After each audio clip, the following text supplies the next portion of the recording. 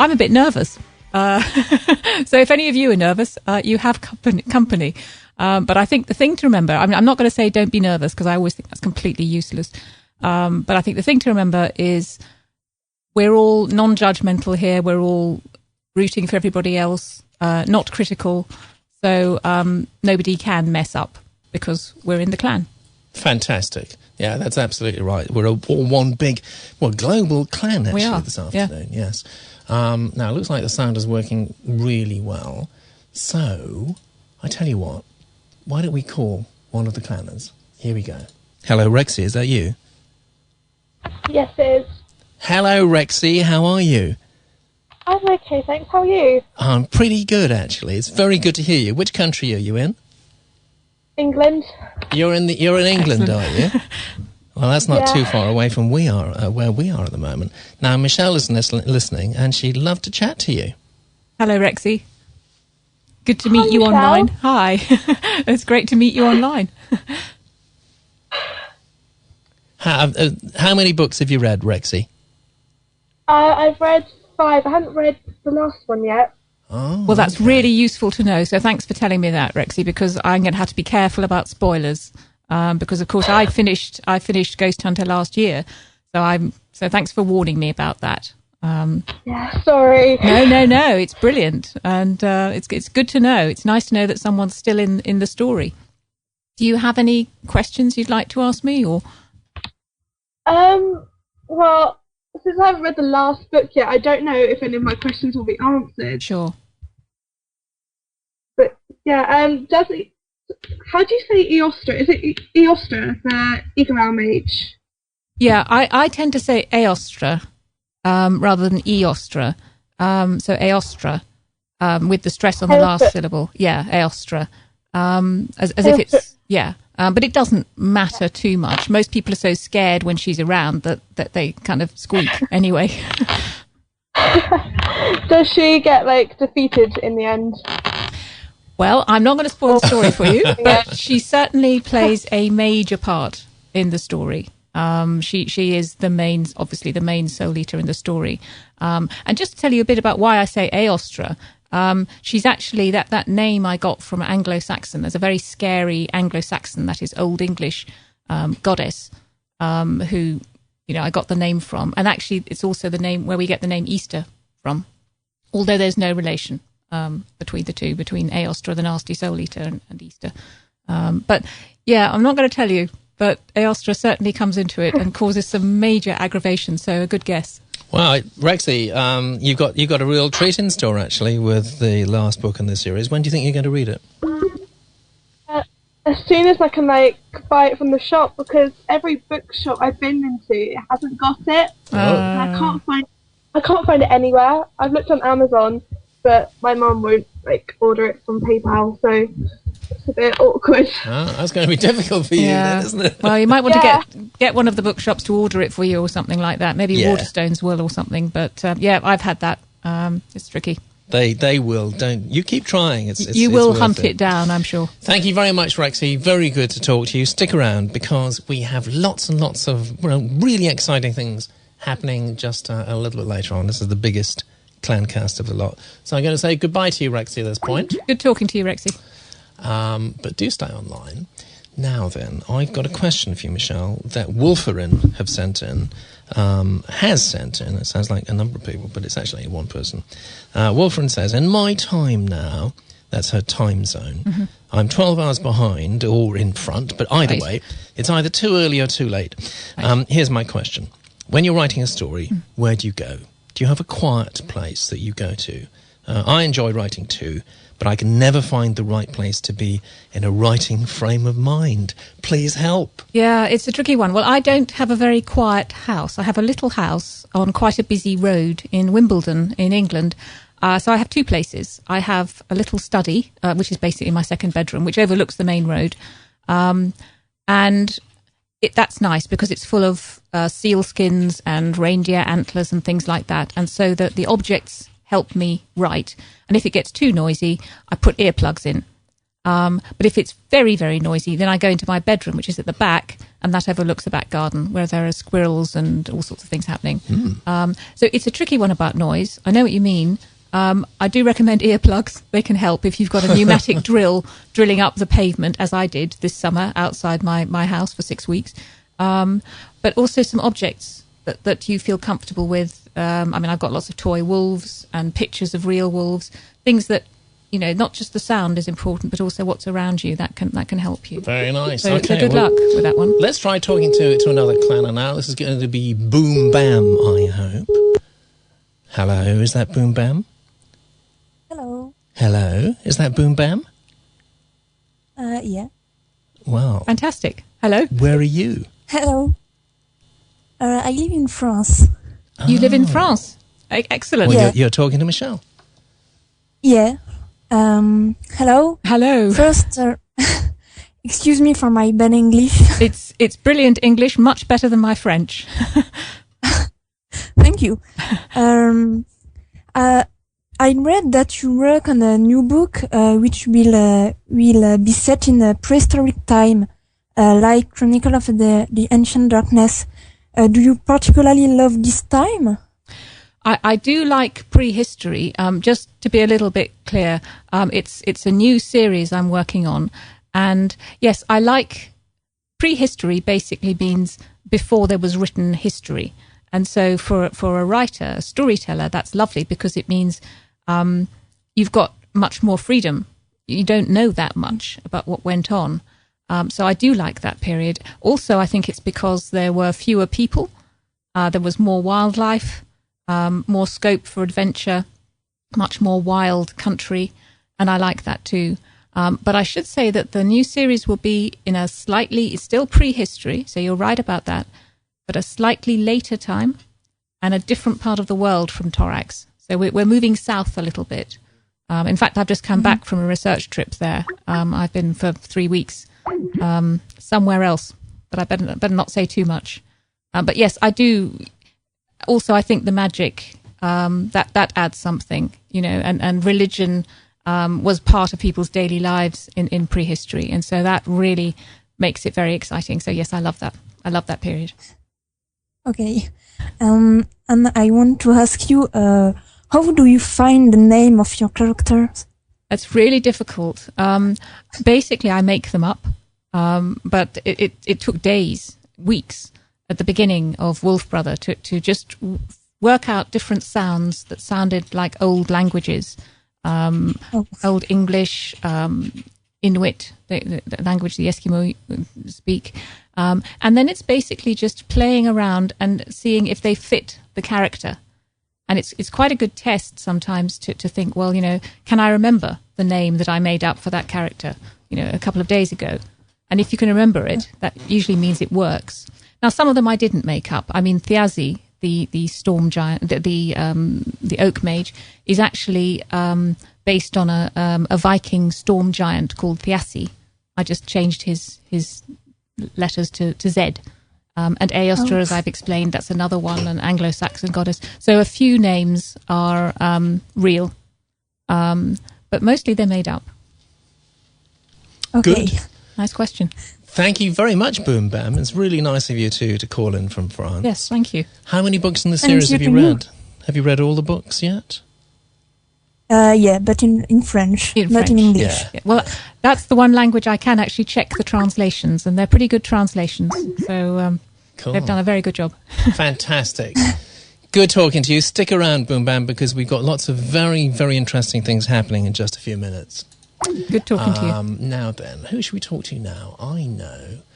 Let's speak to Claire Bear, shall we? Here we go, Claire Bear. Hello, is that Claire Bear? Yeah, it is. Hello, you're talking to Michelle. Hello, Claire Bear. Can you hear me? Oh, yeah, I can. Excellent. Where are you? Sorry? Where are you? Which country are you calling from? Great Britain. Sorry, what was that? You're a little bit faint. Sorry. United Kingdom. Aha! United Kingdom, as are we. Excellent. Okay, so do you have any questions or What would you like comments? to say? Yeah, how did you come up with the idea for your stories? Yeah, how did I come up with the idea for the stories? That's the big question, isn't it? In a way, I wish I knew. But the stories come in bits and pieces, and partly with me, it's always, what do I feel like writing about? And there came a time when I wanted to write about a boy and a wolf. Well, why did I want to do that? Well, that's partly because when I was perhaps younger than you, when I was 10, I wanted a wolf. I was really keen on wolves, and I was really keen on the Stone Age. So that sort of stuff that you're really keen on when you're a kid stays with you. And a bit later, when I was grown up, I had a really terrifying encounter with a bear. I was in the the southern part of America, in the mountains, walking, and I encountered this black bear with 2 small cubs, and it was a terrifying encounter. Obviously, I survived, as did the bear and the cubs, but that kind of stuck in my mind. And so all these different influences came together. So that gave me the idea for Wolf Brother. But maybe you were thinking in terms of, chapter by chapter, how do you come up with that? And that's just really hard work. I tend to plan it a lot, and I sit down and I try to work out what's going to happen next before I write it, because it does save you a lot of time. So I've given a slightly mysterious answer to that question, which is a good question, because writing is quite mysterious. So you can never be quite sure how you come up with the story. I'd say I'm a really big fan. Excellent. That's great to know. Have you read all the books? Oh yeah, and my parents have too. Oh, wonderful. Superb. So you can talk about it with them. Yeah. Excellent. Do you have favourite characters? Yeah, I like Renn because she's really brave. She's quite loyal to Torak. She is, yes, but also quite critical, I think. She doesn't give him undying devotion, which is, I think, that's Renn all over, isn't it? Yeah. Did you find a bit which was the scary? Did you have a bit that was particularly scary? Sorry, I'm asking you questions. You should be asking me questions. But it's fine. I think it was in the 5th book when he had I haven't read it quite a long time. When the Soul Eaters had Renn captured. Yeah. And, I was a bit worried about that too. Yes. No, I'm sorry. I've been asking you questions. If you have any other questions. How long does it take you to write them? Well, it takes about a year. Perhaps 10 months, because a couple of months, if you add it all up, I have to spend doing publicity, what they call publicity, which is sort of going to bookshops and signing books and talking at book festivals and things. But yeah, it sounds a lot, doesn't it? But, a whole year. But it's amazing. It takes, I'm quite a slow writer, I think, but I still have to do all the research. I have to, go to the places where I want the story to take place. It must be an interesting job. Well, that's quite fun, I have to say. That, is pretty fun. But then the hard stuff comes, which is actually writing the story. And the bit I hate is the first draft, when you've got blank paper and you've done all your research and the fun bit, and then suddenly you've got to get down to the basics of writing. But when I've done that, and that takes about 5 months or so, then I have what I call the rewrite. And that's really fun, because then I can, cut out the boring bits and tighten it up. Authors talk about tightening it up, which means not having so many words for the same amount of action, really. So, yeah, it takes a long time. And then I've got to go straight on to the next one. But it's terrific fun. Nothing like it. Thank you very much, Claire. Stick around. We've got some really big news happening in just a few minutes' time now, but we do want to talk to one or two more people. Bye-bye, Claire Bear. I've got a question I want to ask you from Great Mountain Wolf, who says, I was always confused by how Eostra, the eagle owl mage, we've already spoken about, didn't die in Book 3 when Torak threw that axe that hit a bunch of rock. The stone or rock came down and crushed her, so how did she survive? Is she the eagle owl mage even human? Oh, I see. Well, it doesn't say in Book 3, I mean, I can't quote the bit, that she's actually crushed. And when things happen, this is in the cave, isn't it, that it's all going on. I remember the bit, because I think that's the bit I wrote from Wolf's point of view, if I'm thinking of the right bit. This is book 3 we're talking about, isn't it? Yeah. And when things happen in caves, you can get a stalagmite, which is the one that sticks up. That can fall down and look as if it's squashing you, but be slightly propped up against something. In the same way as in book 5, when Finkedin comes a cropper in that great big log fall, he doesn't actually get completely crushed. Yes. Because the log that's across his chest is sort of slightly propped up by something else. And that's probably what happened with Eostra. Cool. Scarwolf in the chat room. We've got a really busy chat room happening now, actually. And I'm going to try to relay stuff that's happening in the chat room to you, because I know you can't see this directly. Scarwolf says, I think it's lovely that Michelle asks questions too. Oh, good. I shall start doing it more often. Yeah, so, phone in and let Michelle grill you. Well, grilling isn't the word, but it's great to hear your views, actually. It really is fantastic. And Half-Blood Ryan says, Michelle is amazing. Oh, this is Half-Blood Ryan. Hi. I was wondering when you were going to get in touch. That's great to hear. Very nice. Okay, time for another call. We are calling CS Dogs, I think. Fingers crossed. Hello? Hello there. Is that Connor? Yeah. Hey, Connor. Good to hear you. In fact, I can see you too. Michelle can't see you, but I can. But Michelle can hear you. So... Hello, Connor. How are you? Good. Are you calling from the UK, are you? United States. The United States? Okay. Excellent. What, East Coast, West Coast? Midwest. Midwest. Fantastic. Well, it's really nice to talk to you. Do you have a question, or would you like me to ask you questions? Well, I haven't really had time to finish the last book yet. Right. Which book are you up to? I've gotten to the last one. Oh, good for you. But so I won't mention any spoilers about Ghost Hunter. This is very good to be warned of this. So we won't do about that. But have you been enjoying it so far? Yeah, it's a really good series. Excellent. Can I ask you, do you have a favourite of the books you've read so far? Because I always find that very interesting. I'm not sure. I don't really have a favorite. They were all really good. Good. Well, Connor, thank you very much. If there's anything else you want to ask Michelle, you can do it now, or just hang around in the chat room, of course, because people are chatting there like mad. And I don't know if you're interested in what Michelle's next book is going to be, by any chance, are you? What? Are you, going to do any more another series or just another book? Well, basically, after I wrote Ghost Hunter, sorry, we're getting some interference on the line. I hope you can still hear. I have written another book, but that's a one-off book, which I'll be talking about a little bit later on. But now I'm working on another series, which is similar to Chronicles in that it's an adventure series. It's also set in prehistory, but a little bit later and a little bit further south. So...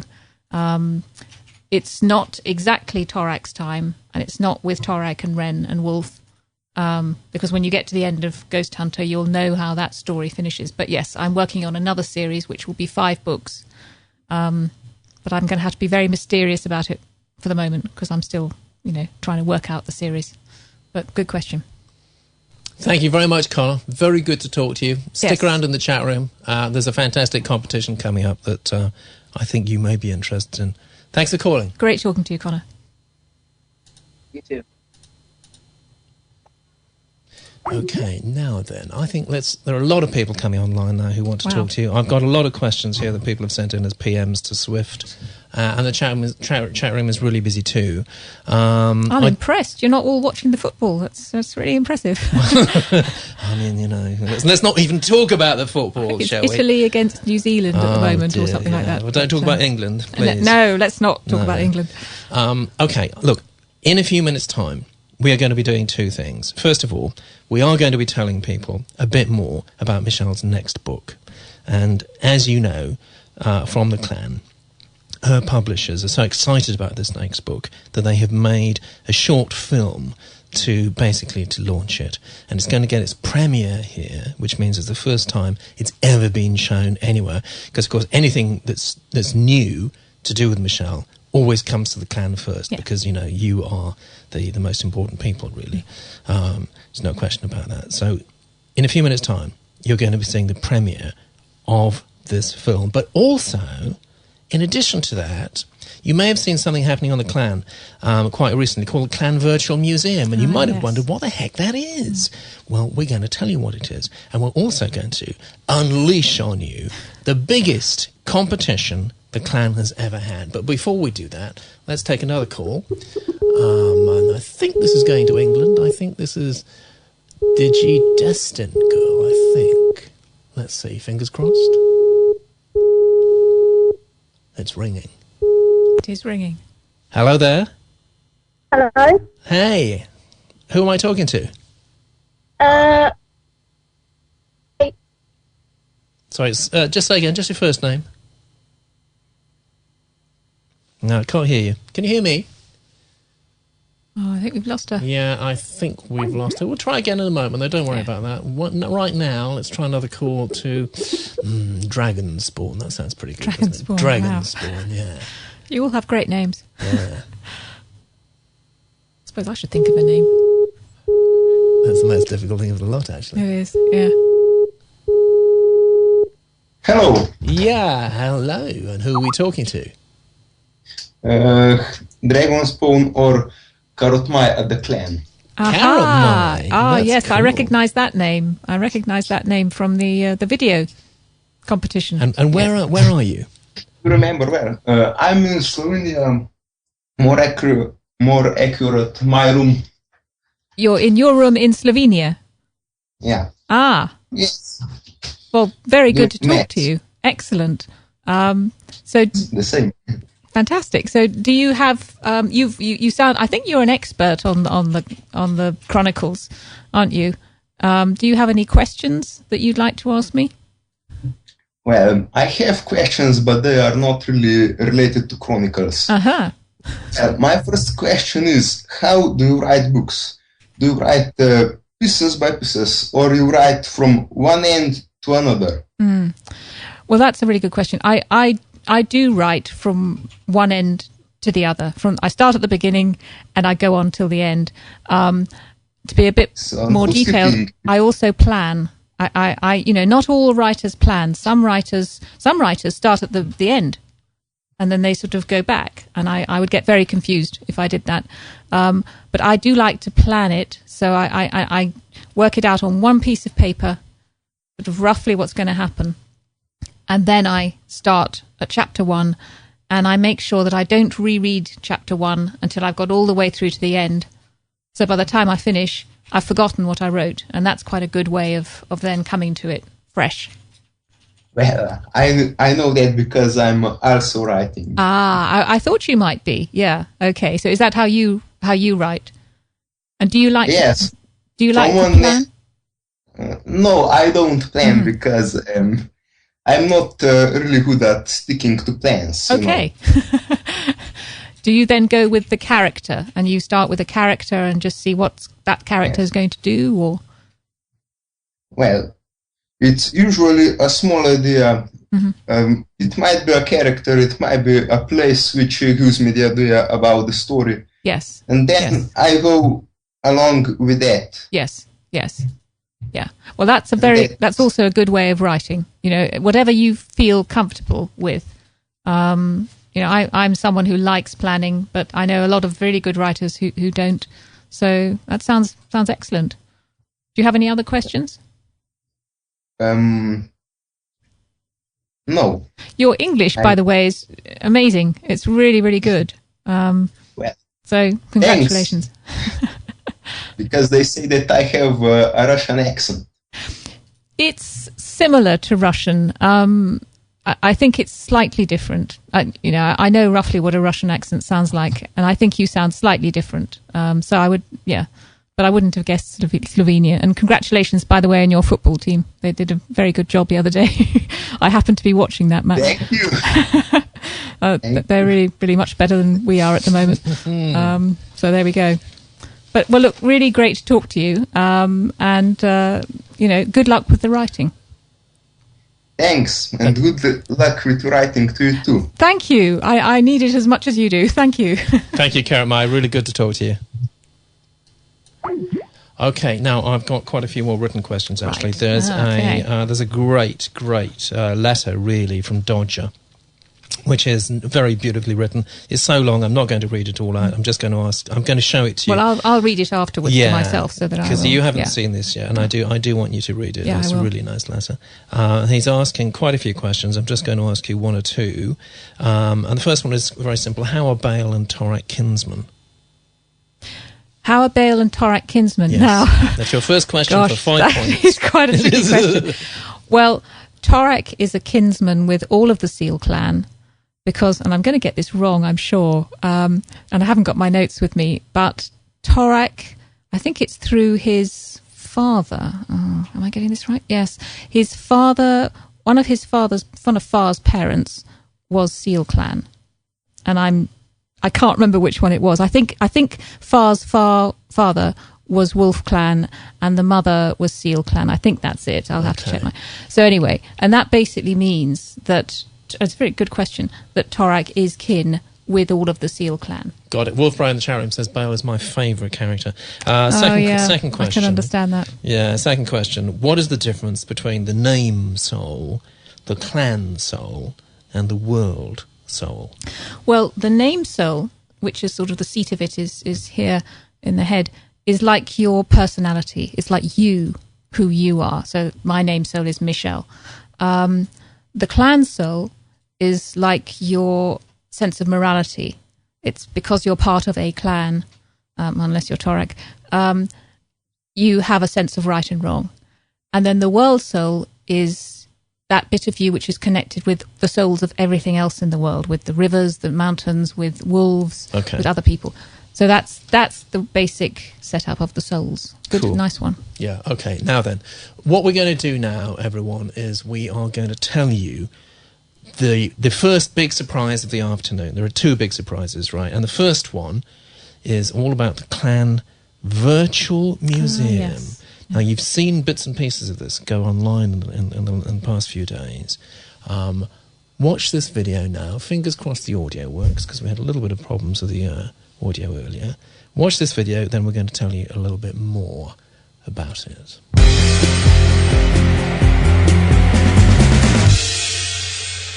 Yes, that is the clan virtual museum. Gosh, now, that got me quite tearful, actually. Oh, wow. Yeah, oh dear. Now, I've got to say, you've got the most intelligent readers in the world, because in the chat room, Michael has already worked out that exactly what those images were, and of course they were the images from the very first book, from Wolf Brother, the chapter opening images from Wolf Brother.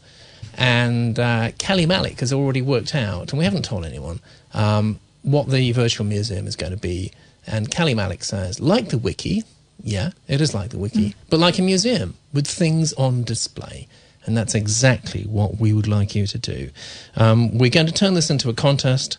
There are going to be 2 age groups, over 13 and under 13.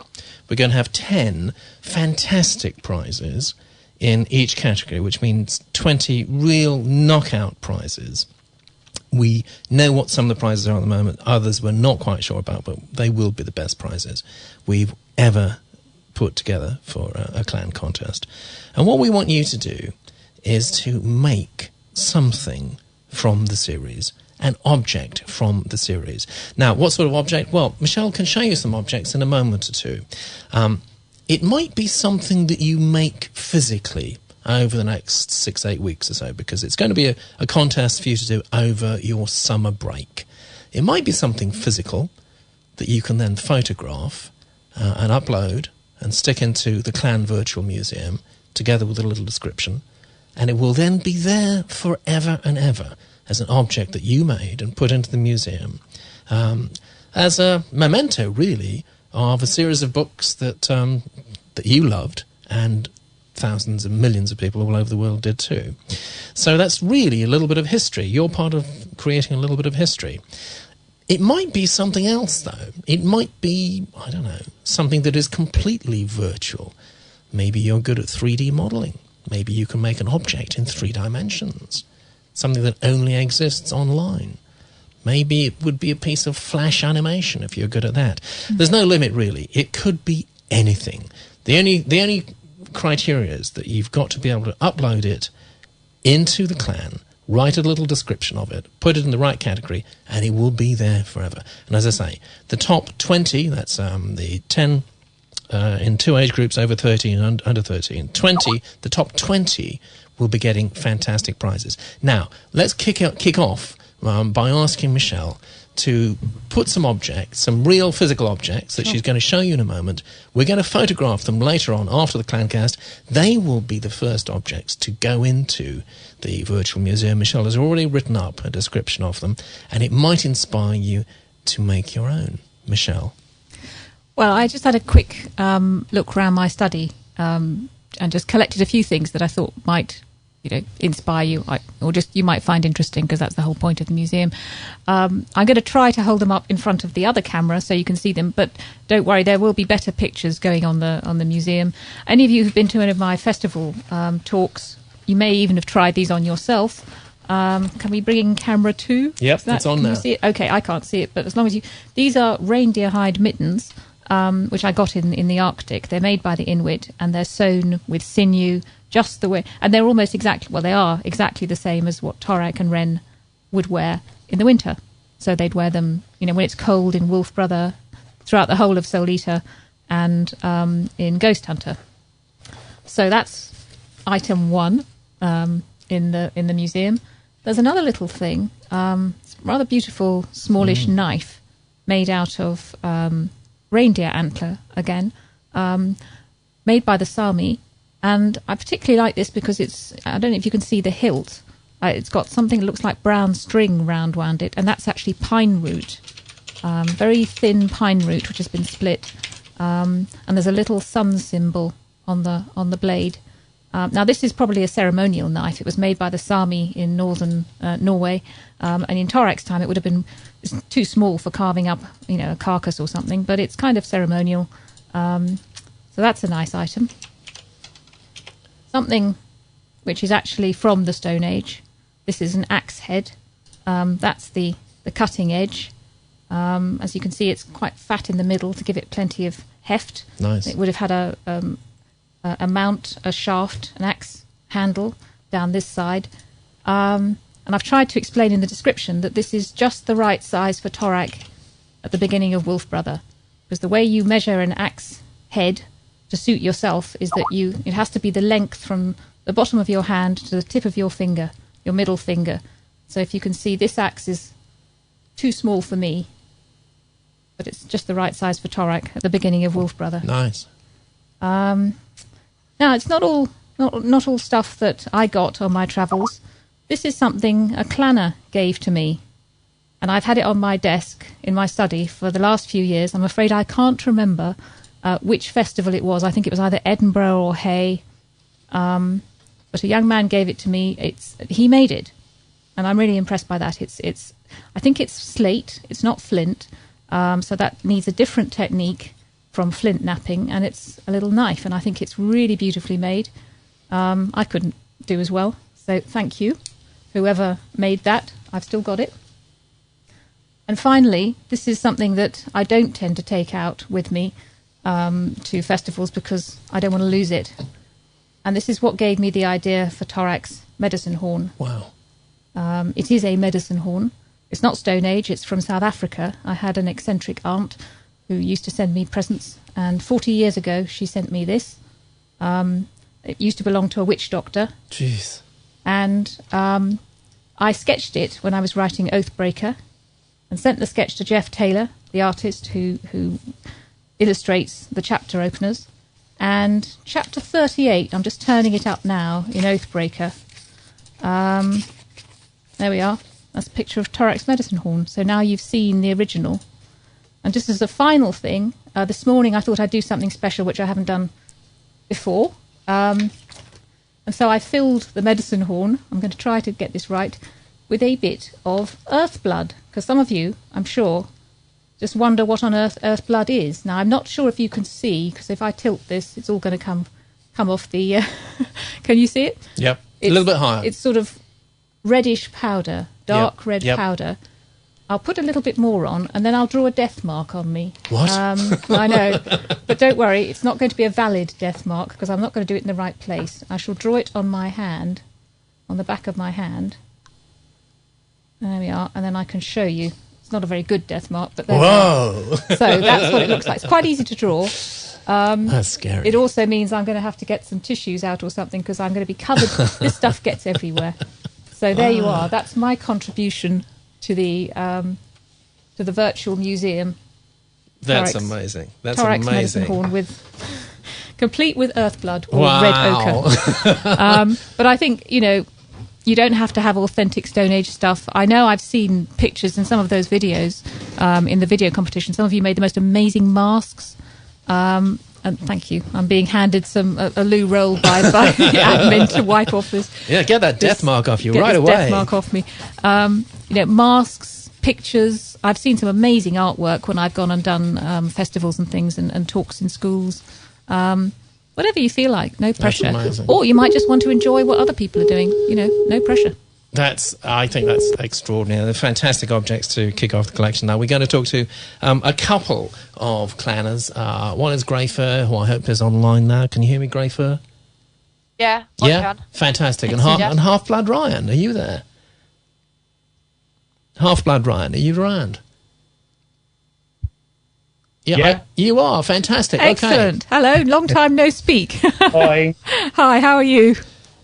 Long time. I'm good, thank you. How are you? I'm not too bad at all, thank you. Yeah, just getting really the death marks off. Still scrubbing away at the death mask. It's sort of coming off now, but oh dear. So, Greyfur, do you think you're going to be taking part in this contest?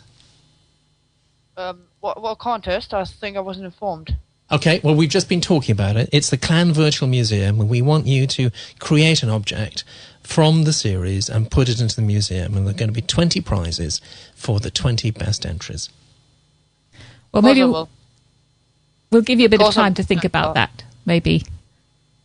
Yeah, of course I will take part. Fantastic. Where are you calling from? Which country are you calling from, Greyfur? Germany. I thought so, yes. Excellent. Well, welcome.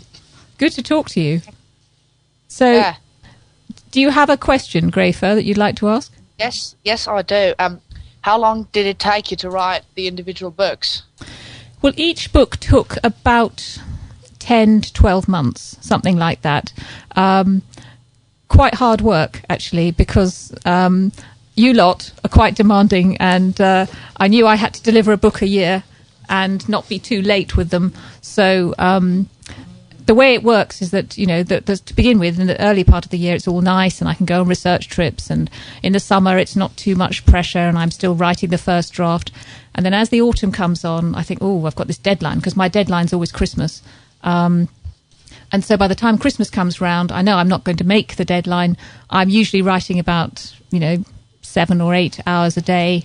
And so for the last 8 Christmases or so, I've kind of worked through Christmas.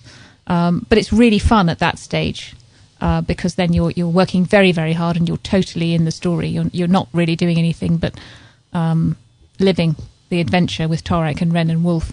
So yes, it's about a full year. And then of course there's all the choosing the covers and all the illustrations with Jeff Taylor. So and it probably takes you. I mean, how long does it take you to read each book, Greyfur? About half a day. Yeah, right. Exactly. But I'm really pleased. That's actually my aim. I'm trying to. It takes me a long time. It's the best book. These are the best books I've ever read. I read many books. Fantastic. It's really the best. That's superb. Have you read all of them? Of course, all of them. Well, I'm delighted. That's very encouraging to me as I go on to the next series. That's fantastic. So Half-Blood Ryan, have we got a question from you? Because it's a while since I've talked to you. Are you still there? Half-Blood Ryan, are you around still? Maybe we've lost him. I don't know. Anyway, look, we've got a lot more people to talk to. But guys, do stick around still, please, because we've got a big video and announcement to make in a few minutes' time about Michelle's next book. Well, good talking to you, Greyfur. Absolutely. And to you, briefly, Half-Blood Ryan. Okay. Now, there's a question that's really appropriate now from Mage John. They're two questions. They're really closely linked. And Mage John says, where did you get the idea of the sign of the hand? Because in the National Museum of Norway, up in Oslo, they've got a rock that is basically the sign of the hand on it. It's even got 2 bars above the middle finger. Yeah. Just so you know, it's a modern carving, but it would be interesting to know if you'd seen it. Though just my mum's just say that it could be a copy of an original. So that's his first question. His second question is really similar. Can we? Because I always forget the questions if you run them together. So can I answer the hand one first? Otherwise, I will forget. I've got a rubbish memory. That's fascinating. I didn't know that in the National Museum in Norway, which I love, by the way, I didn't know there was that sign of the hand. The idea I got, where I got it from, was definitely a rock, a Norwegian, either Norwegian or Swedish, Stone Age rock carving. And I haven't seen the original, but I've seen it in a book, and you know, you're right. It's exactly, you know, that exact hand with the 3 lines of power emanating from the middle finger. So I suspect what has happened is that someone has copied the original Stone Age rock painting and put that copy in the museum in Norway. So great to know that, because next time I shall make a point of going to see it. So yes, I have used that. And also, of course, there are many, many other cases, you know, going way back before Torak's time, of handprints on cave walls, sometimes when you can actually see the fingerprints. So it's a very ancient thing. Next question, really closely related. How do you make the sign of the hand? Do you hold up your hand, or do you draw the shape of a hand in the air? Well, I love these questions because I've been asked them before. The quickest way is just to hold up your hand. And that's a sort of almost universal symbol in Torak's time. If you want to make it more permanent, more lasting, that's when you can maybe dip your palm in the earth blood I was showing you. If you added a bit of water to that, you saw how sticky it was. My hand is still covered in it. You could do that and then put it on, I don't know, a tree or a rock, and that would last a bit longer. Or if you wanted to make it really permanent, you could then hammer etch it in, which is sort of carving. So lots of different ways in which you can do it. Cool, excellent. Yeah. Let's try another call. This time why don't we try Norway? Yes. Fingers crossed. Hello. Hello. Hello. Hi.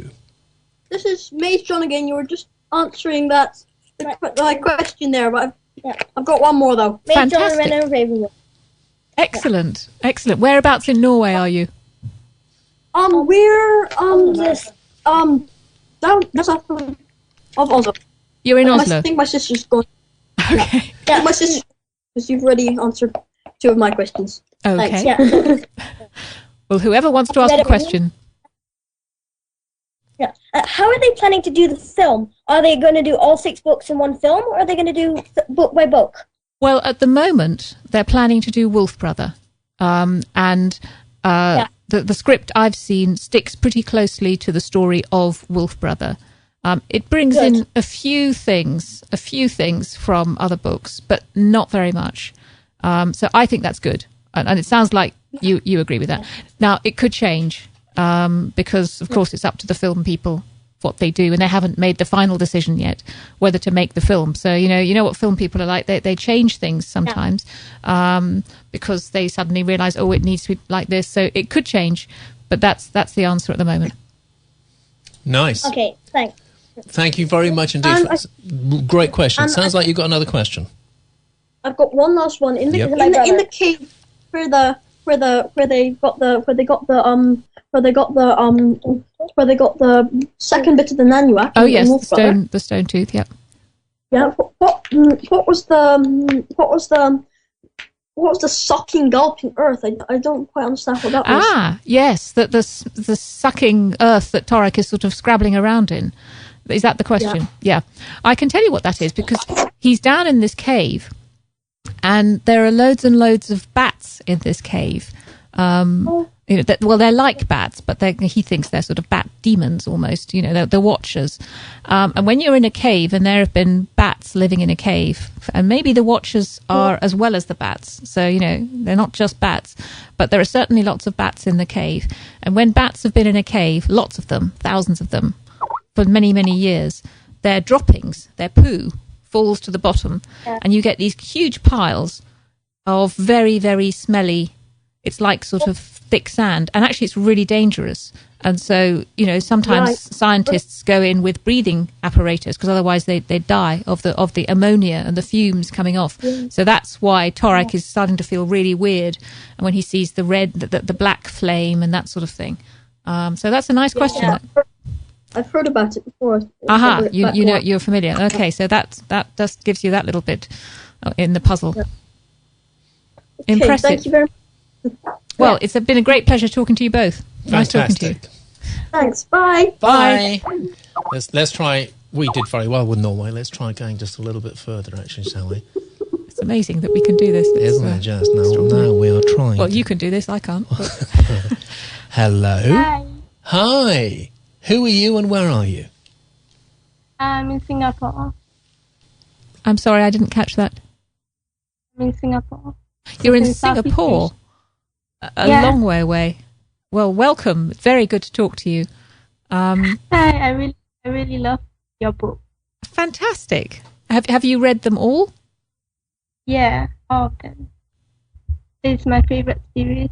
Superb. I'm really delighted. That's excellent. Did you have a favorite book? Was one of them more favorite than the others? No, I love all of them. All. Great. Well, I don't have a favorite either. Yeah. I don't really have a question to ask you, but I just want to say that thank you for writing all the books, and please continue writing them. Well, thank you very much for that. It's very encouraging. I have finished with the 6th book. I have finished Torak's story, but I am continuing to write stories, and I'm planning another series, not with Torak, but with some different characters, but still very long ago, and set in a slightly different part of the world. So I will be continuing to write stories. So I really hope you like them. And I really look forward to reading them. That's wonderful. And thank you.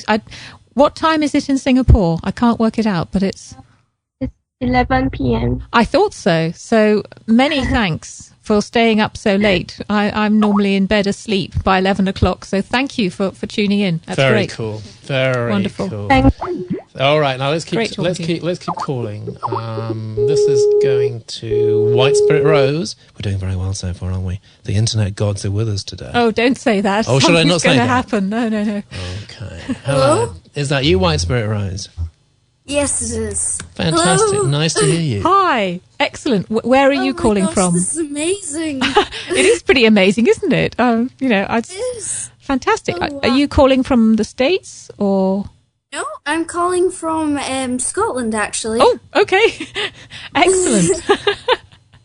Fantastic. Which part of Scotland then? The islands or? Glasgow. Okay. Just down in the, can't remember what it's called, Midlands? Yep. Fantastic. Well. It's quite sunny today, so not the typical Scottish weather. No, I think you're having better weather than we are, actually. But there we go. Which is only fair, I think. So, yeah. So, well, the main question I wanted to ask, if you don't mind me moving on, sure, was about your new book, because I haven't looked around that much, but from what I can see on the clan, there's not much information about it. It would be good if you could tell us. Yes. Well, the new book, and this is a one-off book. This is not the new series, which is still in the future. But the new book, I will be telling you a lot more about it in just a few minutes. In just a few moments. Yeah. So I think I better not do is tell you. Because so if you can just hang on for a few minutes or so, when I'm told by admin, then I'll tell the clanners, the clanners, more than anybody else has been told as of yet. Very cool. All right. Yeah. So we'll see. Oh. So not long to wait. So is this on the clan or on US Stream or whatever it is? Yeah, it's on Ustream. All you have to do is to go to Ustream, turn the volume up when you're on Ustream, take part in the chat, and you will see the new film all about Michelle's next book. You'll see that in a few minutes' time now. And you'll see me talking about it. Yeah, I've only seen the film once, but I'll be talking about the story. And Michelle's never spoken about this to anybody else. No. So this is the very, very first time. Kind of weird. So makes you glad to be in the clan. Oh, excellent. Did you have any other questions? Since I basically refused to answer your question. Is that it? That's pretty much it. Yes. Cool. Excellent. Well, really nice talking to you. Talk to you. It's fantastic. It's really nice talking to you as well. And I'm going to be in Scotland. I'm coming up to Scotland actually in September. I'm going to be at the Stirling Book Festival. We'll put details on the clan, but always happy to come to Scotland. Nice. So thanks for calling in. All right, take care. Thank you. Bye. Let's try just one or two more now before we get to the climax, I suppose, of this afternoon, which is the world premiere of the film about your next book. Let's try speaking. It's only a short film, so don't get your hopes up too much. Yeah, it's quite short. Yes, it's short and sharp. Yeah. All right, now we're hoping to go to the United States. Hello. How are you doing? Hey, pretty good. Good to hear you. Hello, and who am I talking to, and which part of the States are you from? This is Timothy from Dallas, Texas. Oh, fantastic. Hello, Timothy. I'm Michelle. It's really great talking to you. Hey, Timothy, can I just say hello? This is Admin. I can see you pretty well, and it looks like you're in a car. I actually am. I had to drive about an hour and a half to find a proper internet area. Oh, wow. And I finally found a library, but the library's closed, so I'm sitting outside of the library. That is so intrepid. That is amazing. And on a Sunday, that is really, really intrepid. Gosh, I'm impressed, Timothy. So, Are you in the wilds or something? Because if there's no Wi-Fi there, you must be really out in the back of beyond. A little bit, yeah, a little bit. It's kind of out on the edge of town, but it works. Wow, I'm very impressed. Well, now we get to talk thanks to your technological know-how. So, have you've read all the books, Timothy, or some of them? I have. I actually just finished the last one like 2 weeks ago. It was very exciting. Oh, excellent. Well, we have to be careful about spoilers because I've talked to some people who haven't actually read it yet. But did it end in a way that you liked the ending? Found it satisfying? I loved the ending, and I told all my friends I was nervous the whole way through. I didn't know what you were gonna do, and it ended. And I told all my friends, I said, the little happy fuzzies that you get that bubble up inside you, you get that at the ending.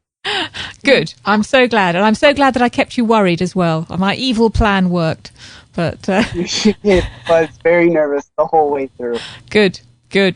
So did you have any questions you wanted to ask me about Chronicles or anything else for that matter?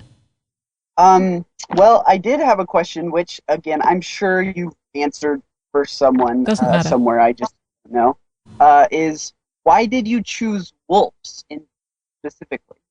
Well, it is a really good question. I mean, partly I didn't choose wolves. I've always loved wolves, and I don't really know why that is. But so, if it was a question of wanting, what did I want to write about? I wanted to write about a boy and a wolf. But then there was a little bit more calculation to it than that, because when I started thinking about a story of a boy and a wolf, I realized that a wolf is a really great choice of companion, because they are extremely clever. They're very similar to people in the way they behave, their pack mentality, and they're quite fierce. So, having a wolf as your friend is a lot more use than, say, having a deer or a horse. Now, I like horses as much as the next person, but they're not that brave. They're not that bright. They're certainly not as bright as a wolf, and they tend to run away when things get tricky. So, for technical reasons, a wolf was actually a really good choice. But also, I happen to love wolves. And I think that's maybe because when I was a baby in Africa, my parents had a great big Alsatian, you would call him a German Shepherd, or her, a German Shepherd. And so I grew up with a big wolf-like dog who was great to me, and treated me like her cub. And so that memory maybe is why I sort of thought of wolves. But also, they are traditionally man's best friend sort of thing. Not like dogs, but, hunter-gatherers have a great respect for wolves because they are like people. They live in packs, they look after their kids. And so there's a long tradition of respecting wolves and working with them. So that's a nice question. that's a good one. Neat. Yeah. Timothy, thank you so much for driving an hour. Really appreciate you doing that to take part. Can we just ask Timothy, since he has driven so long, have you got any other questions? Because you can have one last question if you like, because he has driven a long way. The only other question would be how I loved how you came up with Wolf's words like "not breath" or "the bright beast that bites hot." Yeah. How did you come up with those? Because they're very primitive, but then extremely intellectual. Thank you. Well, it's very strange. That was, I'm a planner. I plan everything, but that was the one area I couldn't plan. The only way I could come up with it was I actually had to be Wolf. So in each scene, I didn't know beforehand. For example, I actually remember thinking, what on earth is Wolf going to call the soul? But I didn't know beforehand. But when I was being Wolf and I was writing the bit from his point of view, I thought, okay, it's the breath that walks. So that just comes when you put yourself in the skin of a wolf. Very, very strange, very mysterious. But I'm glad you like that. So I think I'm being moved on by admin here. But thank you so much for driving all that way and using your technological know-how. Great to talk to you, Timothy. Fantastic. My pleasure. Thank you very much. Thanks, Timothy. Lovely talking to you. Take care. Bye. And drive carefully. Okay. I will do. Thank you. Now, what I want to do next is let's try to get two, because we've got so many people coming online now who do want to talk to you. Yeah, sorry. I want to speak to two people. Let's see if I thought Timothy was a bit of a special case. Timothy was all very that way. Yeah, absolutely. He deserves a special really number one quite, fan title. Impressive. Absolutely. Yeah, definitely. Okay. Especially as I think it's tornado season in Texas at the moment. Oh my goodness. Is it really? Or maybe they're out of the tornado alley, as it were. Yes. Yes, I think they are. You better keep moving, Heather. Yeah. Yep. Okay, now we have, I hope, two calls here. Is Scar there? Hello. Yes, you took your time. Hello, I certainly did. Sorry. I'm sorry. It was my fault, Scar. We had a reader who'd driven an hour and a half in Texas, and so I gave him an extra question. So sorry about that. Apologies. This is Michelle, by the way. Hi. Right, you've got your moment now. Hello, Scar, rather. It is Scar, isn't it? Yes. Yes. Hello. Whoops, we're getting a bit of interference. Yeah, we are. Is that the Digi Destin girl there? Hello? Yeah, I can't hear you, actually. I'm going to ring off, and I'll call you back in a moment. So it's just Scar talking to Michelle. Let's try again with Scar. Have you got a question, Scar? I met you twice, both at the Bath, your Bath talking, and at the Soul Eater launch. And I'd just like to say that I think it's great how you bring along your aids for your writing and how you talk so much about what you've done. It's really helpful to all the readers and everything like that. And Good. It's also lovely to see how much you enjoy writing. But I also just like to ask, just quickly, sorry, what is the dirt on admin? Whoa. What is the... I missed the key word. I think that word was dirt. Low dirt. What is the dirt on admin? Yeah, who is admin? Well, admin doesn't exist. Admin does exist. He's sitting right there. Admin is... You mean who is he? Is that what you're asking? Yeah. Sure. Well, admin, I'm allowed to say this, aren't I? I'm not going to reveal your name, but no. He's actually my agent. He's multi-talented. And so he does things like organises my deals, all the stuff that I don't like to do. But he also does all this horrible technical stuff, because I'm sitting in front of a tripod. You can't see it, but I'm sitting in front of a tripod and I'm staring at a camera. And then behind that camera is admin, and he's got this enormous bank of sort of buttons and things like that, and about 5 screens, and he's really technical. So he keeps the whole thing going, keeps the website going, because if it was down to me, there wouldn't be a clan, I'm afraid, because, as you know, well, I've got to say, it's actually the clanners, and particularly the clan guardians, who keep the website going. The other I think, particular thing. Yeah. I mean, I'm just talking about the technical side. You keep the technical side going, but the actual beating heart of the clan are the guardians, and they're the ones who really patrol it and keep it all running. My excuse, Scar, for not running it and for relying on admin is that I spend most of my time in prehistory. I don't spend much time in the present day. and it would be a bit hard for me to do anything to do with the internet when I'm sitting around in prehistory. So good question. There we go. Somebody had to ask that question, didn't they? I don't know. I like that. I like to remain anonymous. Really. Yes. No, we won't be turning the cameras on him. You wouldn't like what you saw. You absolutely wouldn't. It would scare you. Actually, you may be a bit scared by what's coming up in a few minutes. You may be. Thank you very much, Scar. Thanks very much for that. It was a nice one. Now, we are just going to try one more time. We didn't have a lot of success with the technical quality of this call. Let's just try one more time.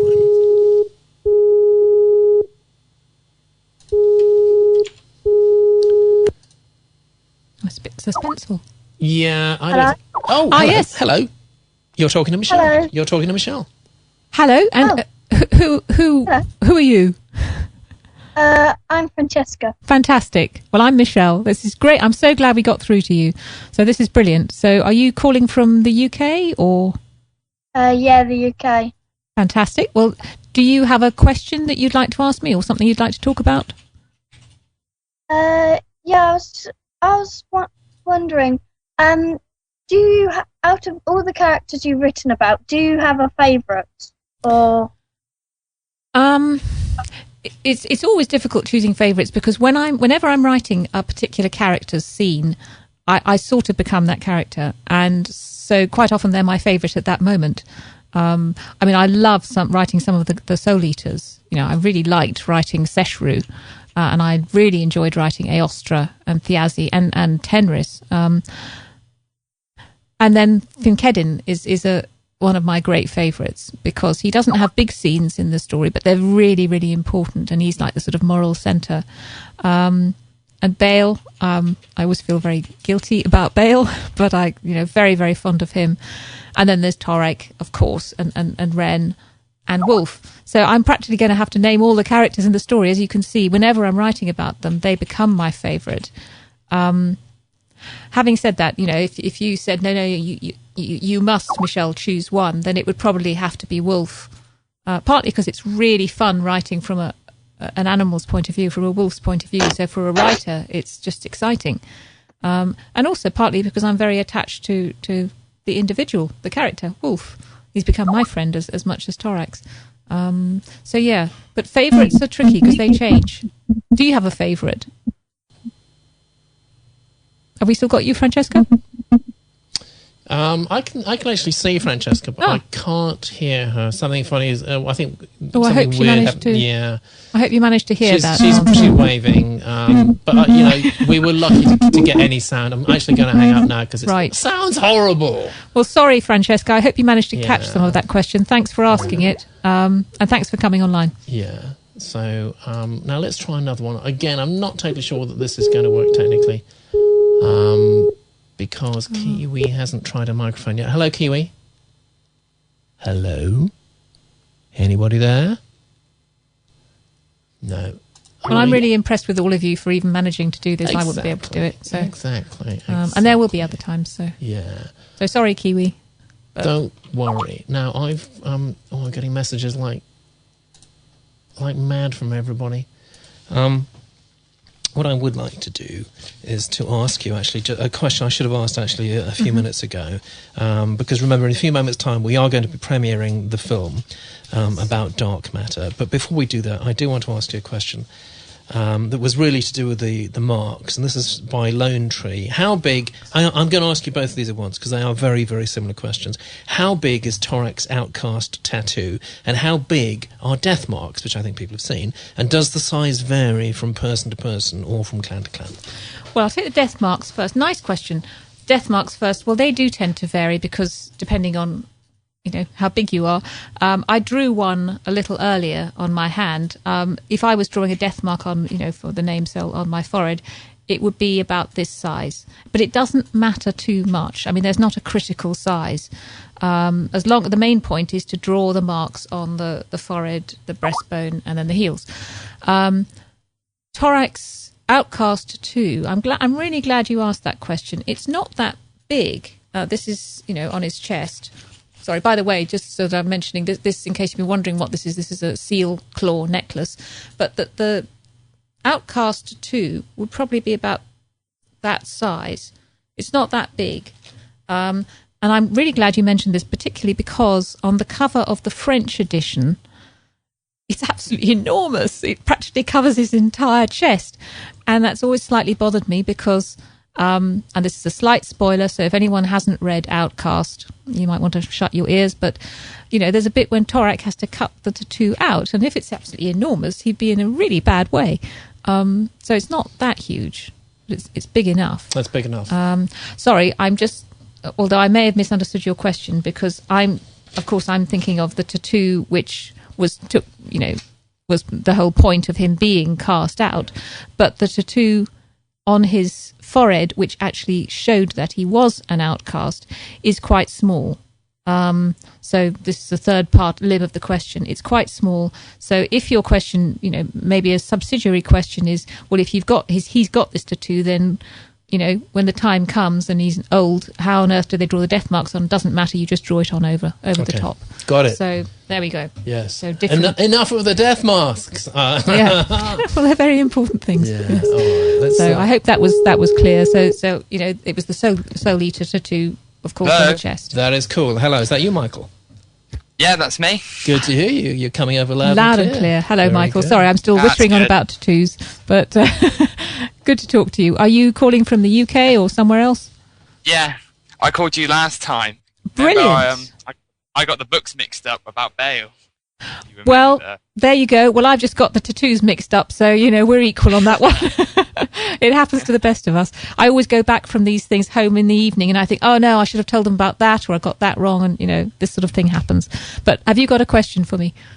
Yes, I've got a question. Brilliant. It's how did you think up Renn's character? Because did you always know that she and Torak would eventually become what they are at the end of the last book? Very nice, non-spoiler coded question. Yeah, given how hard she was towards him in the first book. Yeah. I didn't quite know how it was going to end up.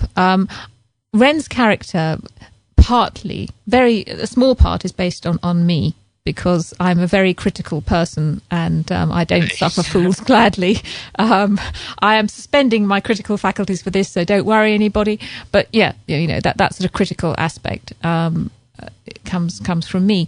But then very early on, she became her own character, so I don't really know where I got her. You don't sort of go and pick bits from different people and then stick them together to make a character. It's very strange. So she just became her own character very quickly. I knew when I was writing Wolf Brother that she would become Torak's friend. So even though she was pretty nasty to him to begin with, although she was fairly fair, I mean, she gave him that elderberry drink. Yeah. I knew they were going to be friends by the end of Wolf Brother, and I knew there was going to be feeling between them. I did, however, for most of the series, envisage a different ending to Ghost Hunter. That something, it wouldn't turn out between Torak and Renn the way it did. And it was writing Oathbreaker that I began to realize that this isn't going to work.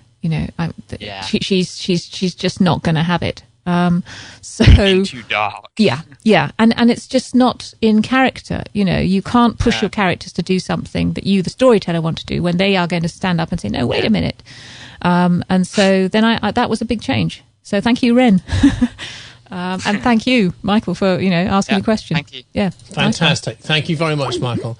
Now I'm going to try something we haven't done before. Oh gosh, I hate it when he says this. I'm going to try calling 3 clammers all at once, because these are probably the last 3 calls we're going to make before the premiere.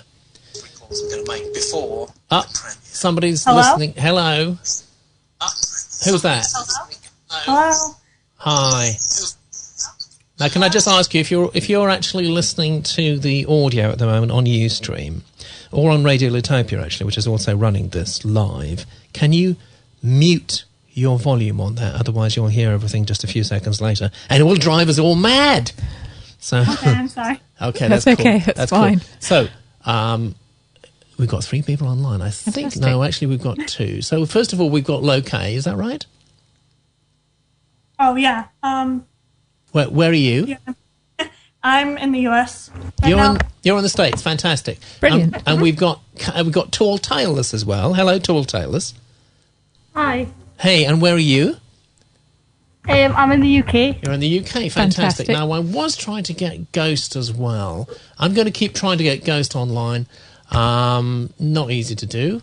In the meantime, Loke, you talk to Michelle. Well, let's talk to Loke first of all. So where in the States are you? I'm in the Midwest. Fantastic. Excellent. Well, it's great to talk to you. I can't work out, what time is it? It's in the morning where you are, presumably. Is that right? What? It's in the morning where you are. Yeah. Yeah, because it's in the afternoon where I am. Excellent. Well, have you read all the books then, Loke?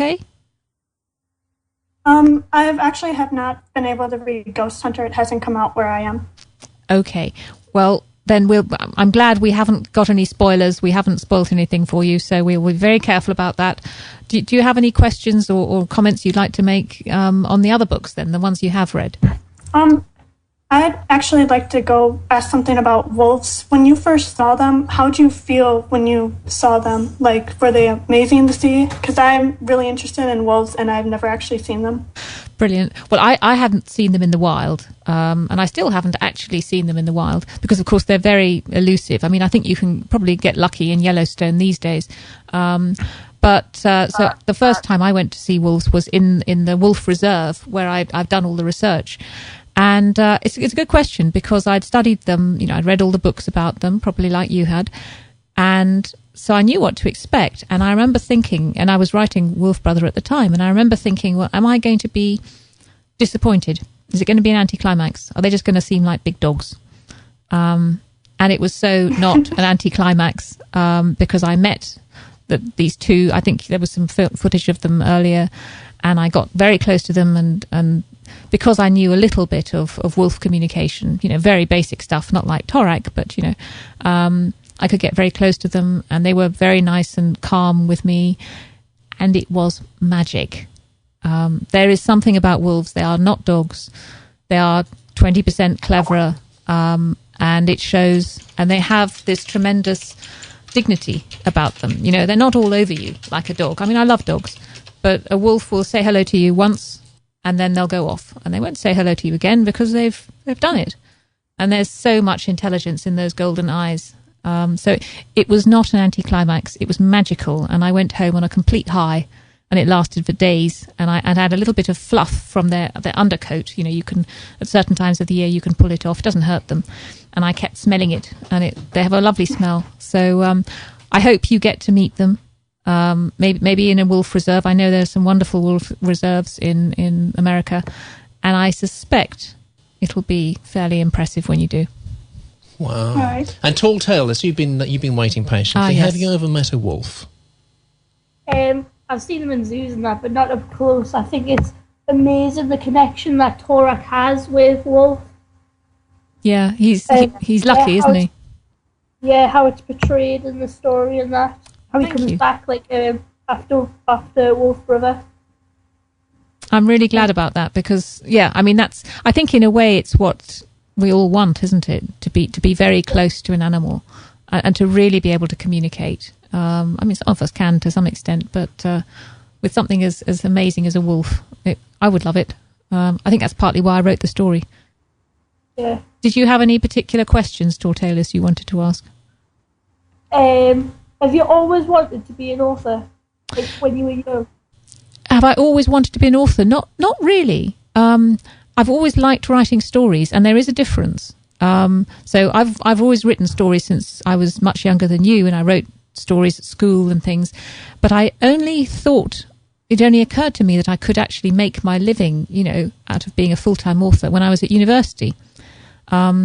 And I tried, I sent off a story I'd written and to a publisher and said, please publish it. And they sent it back and said no, because it's quite hard to get published. So it took me many years of trying.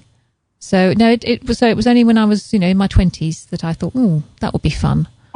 So it took a while, but it is mostly good fun. I mean, this is really great fun. Talking to readers and talking to clanners is great. Can I just say, the first time I met a wolf was with you, actually, when...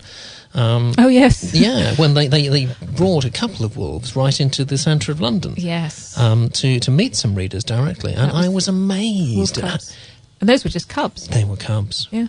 Quite big cubs. They are very, very different from dogs, yes, aren't they? Yes, they are. Very different. Yes, I mean, they don't want to play fetch or anything, do they? No, they don't. They don't. They're in charge. They're the bosses, aren't they? Yeah, they are. They are. And they have this presence about them. Yeah, it's amazing. Wow.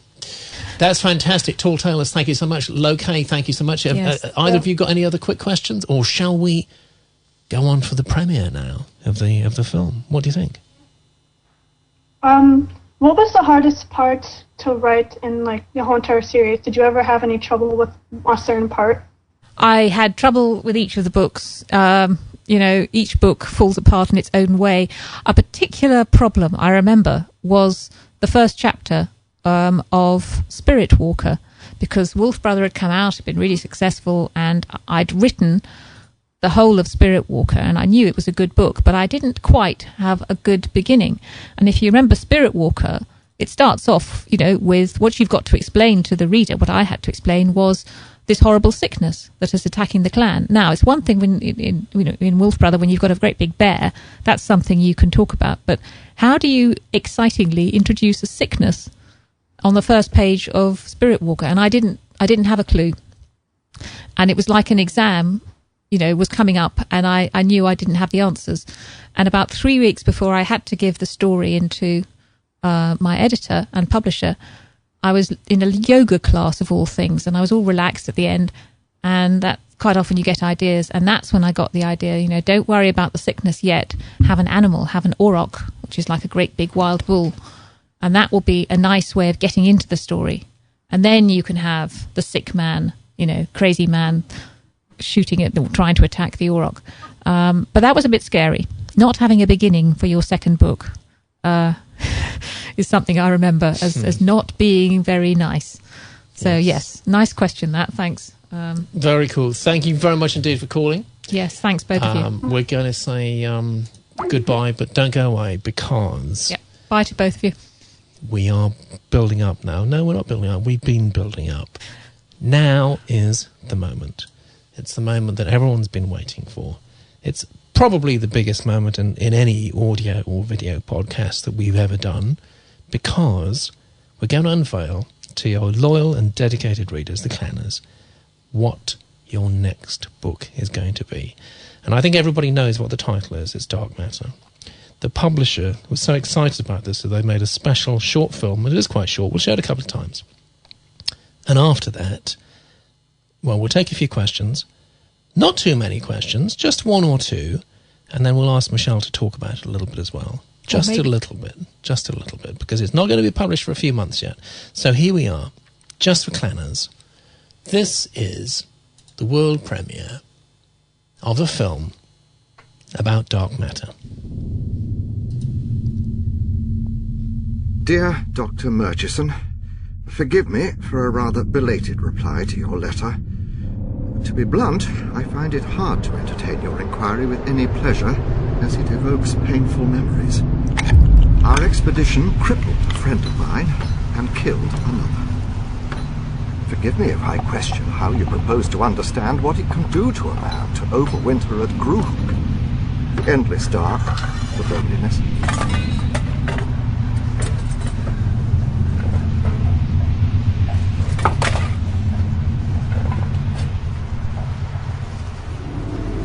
I don't think we will ever learn the truth, but I know enough to be convinced that something terrible took place.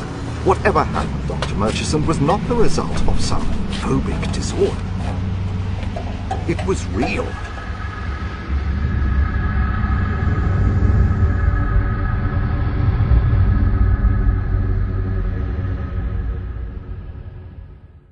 That may have come as a bit of a surprise to you, because it's obviously not set in prehistory, is it? Let me just go back to last year when I'd just finished Ghost Hunter, and I knew that I had another series to come that I wanted to write, set in prehistory, but I knew that I couldn't go straight into it. I needed a break, but I still wanted to write. So what I did last year was I wrote what I've always wanted to write, and that's a ghost story. Not a horror story, a ghost story. And that's Dark Matter. Now, Dark Matter, as I said, is not set in prehistory. It's actually set, the trailer is 1947, but the story starts 10 years before in 1937. It's 2 years before the Second World War. And the hero, to give you a bit about the story, is a young lad called Jack, and he hates his life. He's a Londoner. He lives in London. He's got no family, no friends, no money, and he hates his job. And so when he's given the chance to go on an expedition to the Arctic, he jumps at it.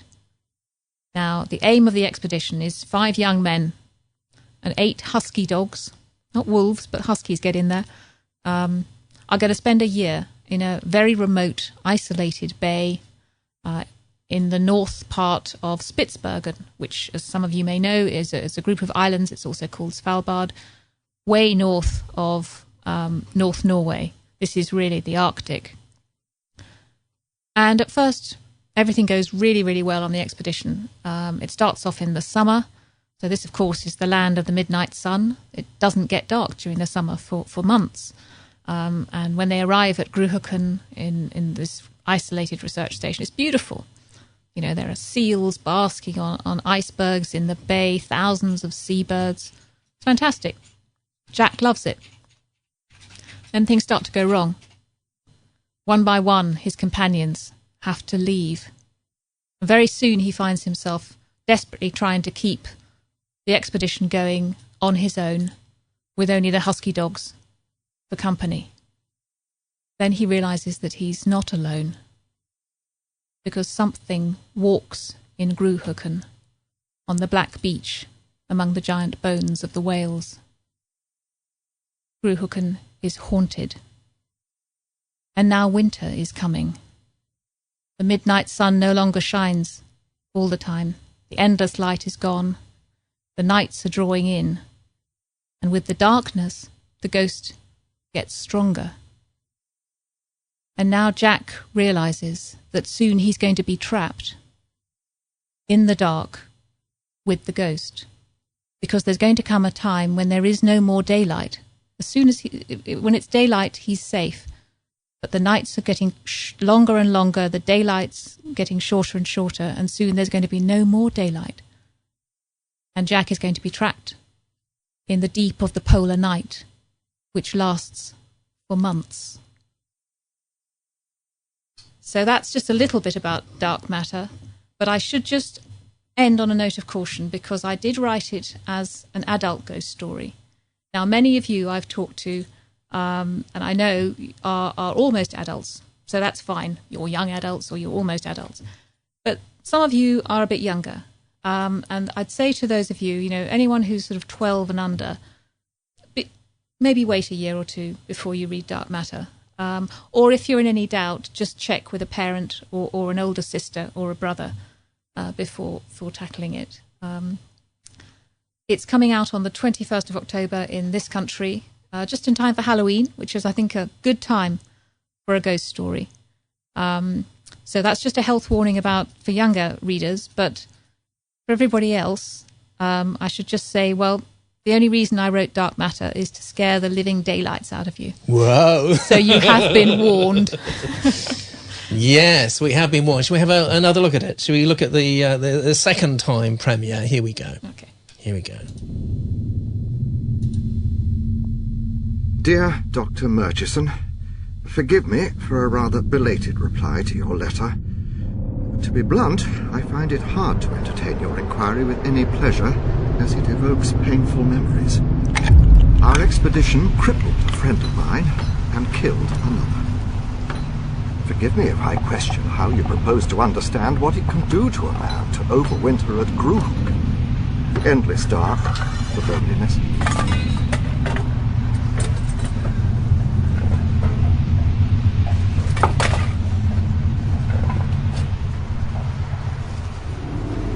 I don't think we will ever learn the truth, but I know enough to be convinced that something terrible took place.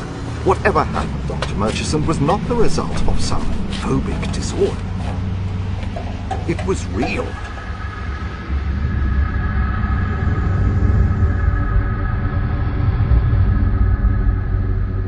Well, we've got a good reaction in the chat room. My goodness me, people are busy in the chat room indeed.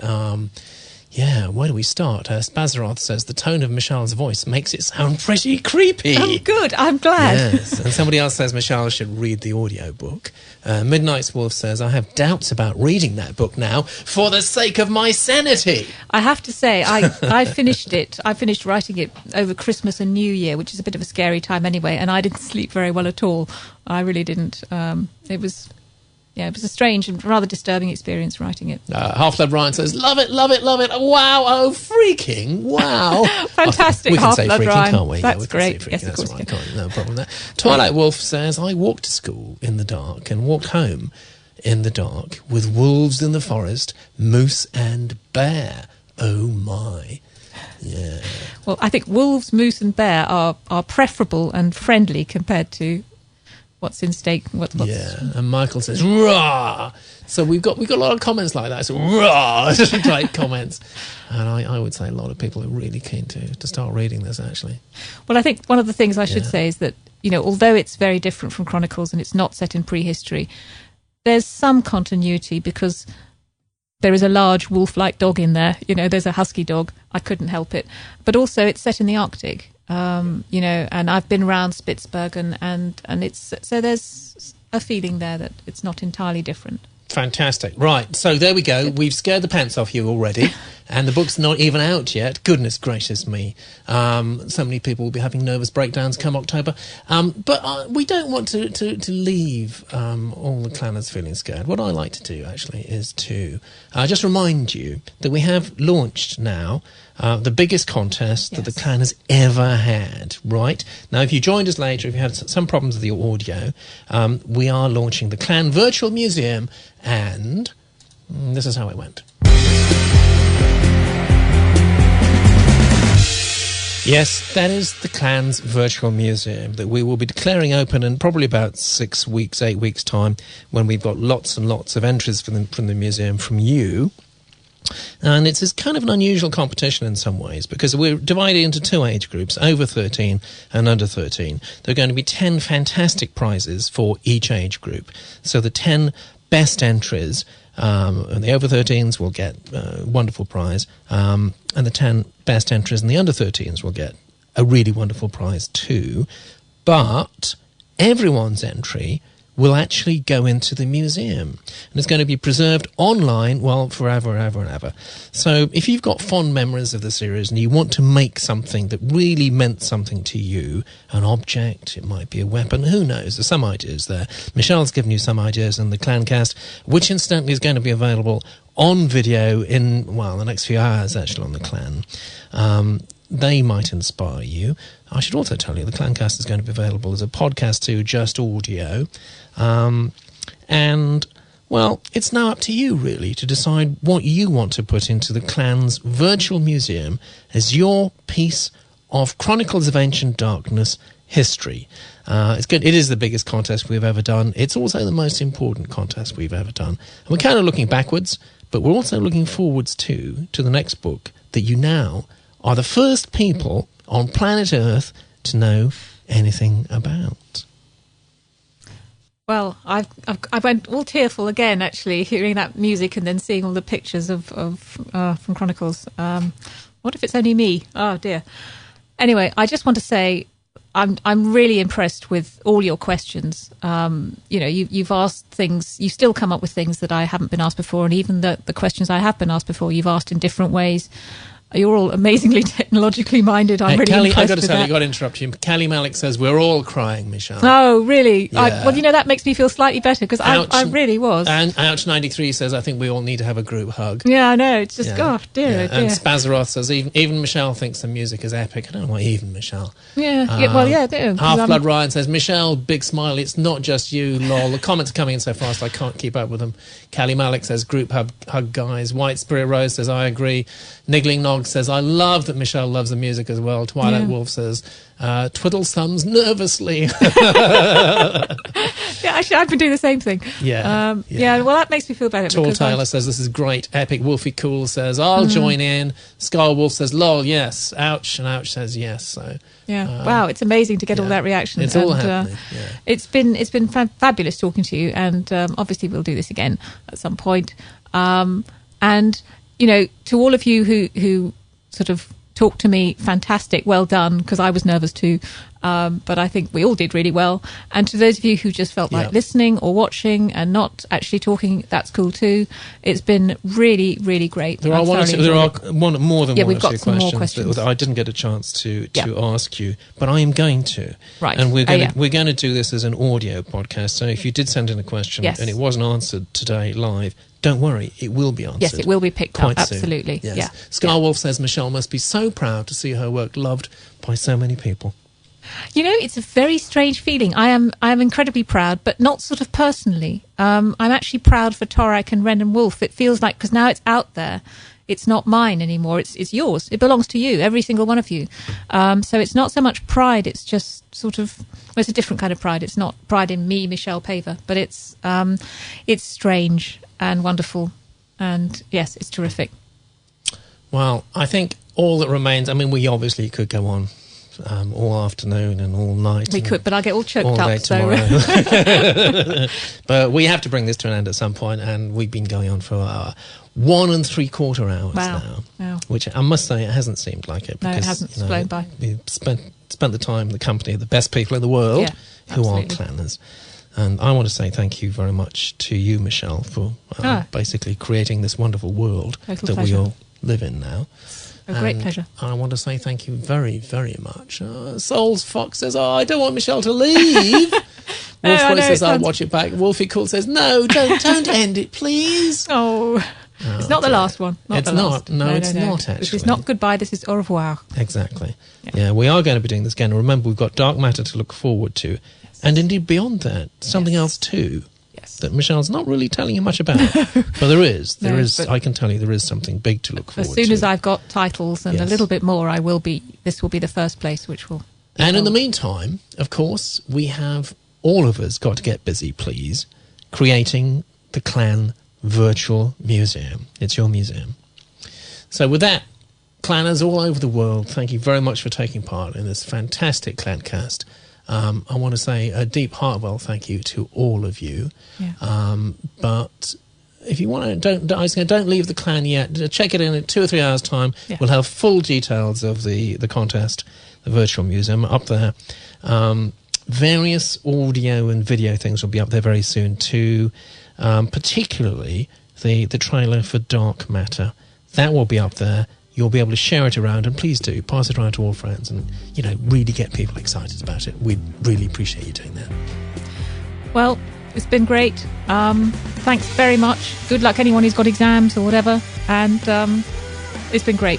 Thanks a lot. I'm going to get all tearful. So I'll see you soon, guys. Bye.